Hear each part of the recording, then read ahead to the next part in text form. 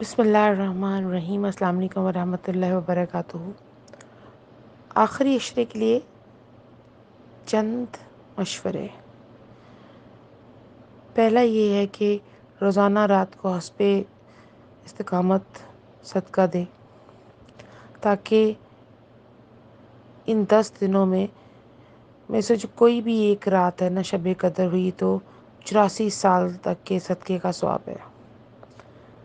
دوسرا مجھ خطا کار کا یہ مشورہ ہے کہ روزانہ رات کو کم سے کم 2 رکعت نفل پڑھیں تاکہ ان 10 دنوں میں سے کوئی ایک رات بھی شب قدر کی ہوئی انشاءاللہ تو 84 سال تک کی نفلوں کا ثواب ہے۔